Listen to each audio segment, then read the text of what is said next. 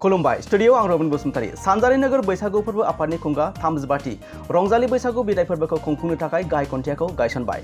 सानजारि नोगोर बैसागु फोरबो आफादा खुंगा 32 रंजालि बैसागुखौ 8, 9 आरो 10 मेयाव सानथामनि मेहेरगोनां हाबाफारिजों एसपि बड' जौसिन गेजेरारि फरायसालिनि गेवलां गेलेग्रा फोथाराव खुंफुंनाय जागोन। मख'नो गोनांदि खुंजानो गोनां सानजारि नोगोर बैसागु बिदाय फोरबोनि गाहाय खुन्थियाखौ गायसनना होयो एसपि बड' जौसिन गेजेरारि फरायसालिनि गोरायुं सनेस्वर बसुमतारी बिथाङा।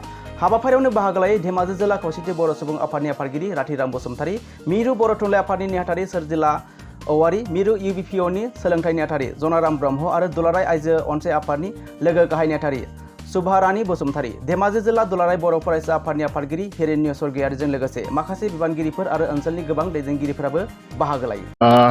गिबियावनो आङो बर' रादाब चेनेलनिसिम आंनि गोसो गोरबोनि साबायखर बावहरबाय। दिनै जोंनि एसपि बड' जौसिन गेजेरारि फरायसालिनि गेलेग्रा फोथाराव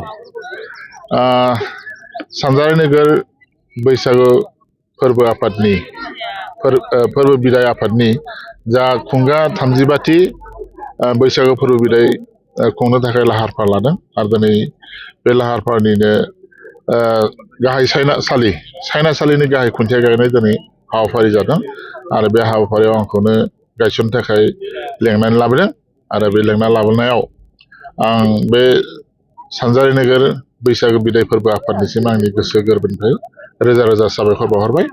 दा बाथ्राया जाहैबाय दा बे बर' माहारिनि गेजेराव रंजालि बैसागु फोरबोआनो बयनिसायबो गेदेर फोरबो होननानै जोङो सानो आरो साननो गोनां बाध्य। मानो होनना बुङोब्ला बे बैसागुआलायनो जोंनि आमाय थुख्ल' बर'फोरनि रंजानाय मोसानाय मुसुरनाय खाम सिफुं जथा सेरजा दामनानै बेहाय हायलालाय हुइलालाय गासिबो बेहाय गोसो होसारनानै रंजायो।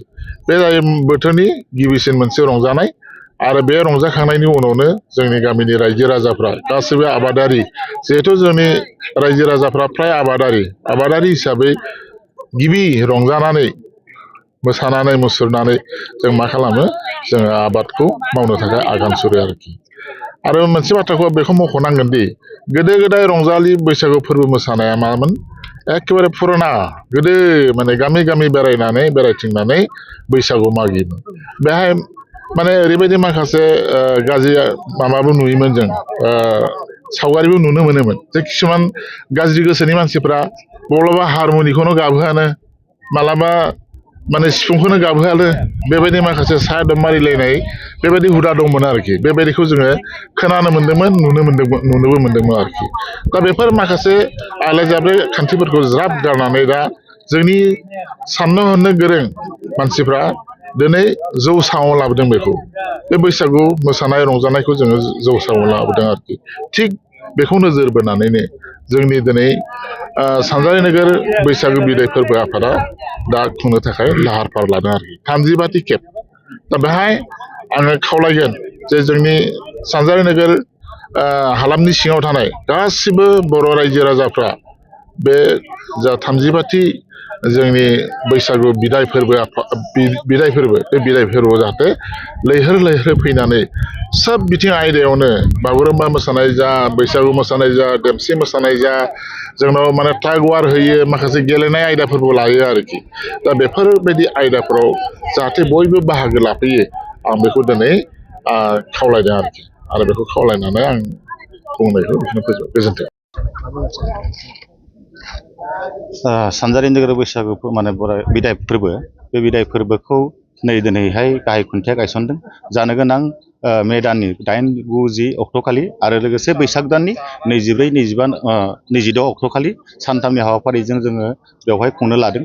आरो जोङो बेखौनो फोरमायनो सानदों नोंथांमोननि चेनेलनि जुगेदि, जिहेथु जोङो गोदोनिफ्रायनो बिदाय फोरबोखौ खुंबाय थादों आरो बे बिदाय फोरबोआव दिनैनि बे गाहाय खुन्थिया गायसननाय हाबाफारियाव जों आलासि महरै जोंनिनो एसबि हाई सेकेन्डारिनि जा प्रिन्सिपाल सनेस्वर बसुमतारी सारखौ जों लेंहरदों। बिथाङा दिनै गायसनखांबाय आरो लोगोसे जोंनिनो गासै माहारियारि आफादफ्रा बेवहाय आवगोलनि जेरै खुंबोगासिनो दङ, जथायै जोङो खुंबोदों। गासैबो धोरोमारियानो जा आरो माहारियारि आफादफ्रा जथायै जों खुंबोगासिनो दं। बेनि थाखायनो जोंनि बे समावबो बिथांमोना नुजाथिफैनानै जोंनि बे हाबाफारियाव जों बाहागो लाफैनो थाखाय गोजोननाय थाबाय। जिहेथु जोंहा सानथामनि हाबाफारि लादों। बे सानथामनि हाबाफारियाव जोङो गाजा गोमजायै खुंगोन, आब्रुथि खुंनो लादों।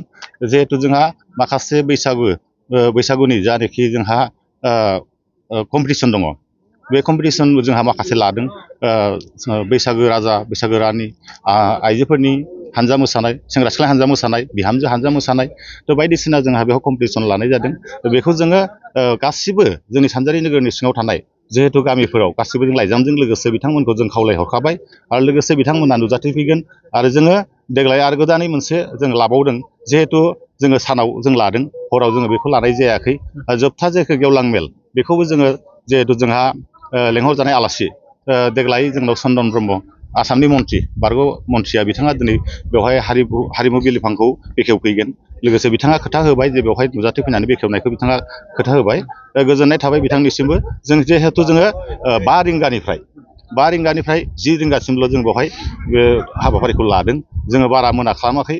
बेवहाय जाहाथे गासिबो जोंनिनो बेवहाय गासिबो जोंनि सानजारि नोगोरनि रायजो राजाफ्रा आरो आलासि बिथांमोनखौबो जों जाहाथे मोजाङै आब्रुथि जोङो माने खुंलांनो हायो, जोङो आलासिखौ सिबिहरनो हायो।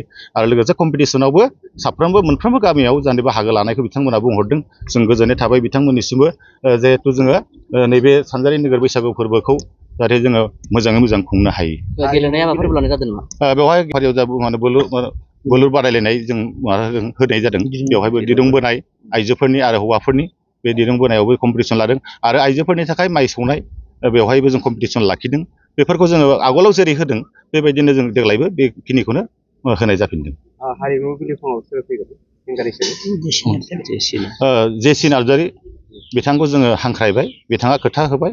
आरो बेखौ जोङो माने जोङो 10 अक्ट'खालि जोबथारनाय बेवहाय माने हारिमु बिलिफां 5 रिंगानिफ्राय 10 रिंगासिमखौ फरायनाय जागोन। सानजारि नोगोर सोमोनसाफुरि हिसाबै गासै 70निबो बारा बर' गामिफोर दङ।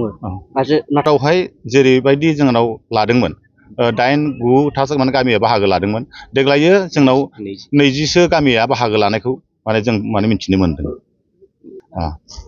जोङो 10 अक्ट'खालि जोंहा मोनसे बराद नायनाय, जिहेतु जोंहा लाखि गिफ्ट कुपन जों होनो सानदों आरो होदों। थांनाय बोसोरफ्रावबो मोजाङै होबोनाय जोंहा दङ। आरो बेवहाय गासिबो जोंनि जायनाखि बराद नायनो थाखाय बिथांमोनहा गासिबो माने थिग थारि जानानै दङ। फ्राय जोंनावहाय टिकेटआ माथ्र' जोंनाव बुक हिसाबै जोंनाव माथ्र' 2000सोल' दंसै। जों खावलायो जाहाथे जाय बिथांमोना मोनाखै, नोंथांमोननि चेनेलनि जुगेदि बा अनलाइननि जुगेदिबो बिथांमोना लानो हागोन। आरो जोङो बे थाबैनो बे साननैसोनि गेजेरावनो बे जाहाथे बुकफोरखौ फानजोबनायखौ जों थिग खालामनाय जाबाय।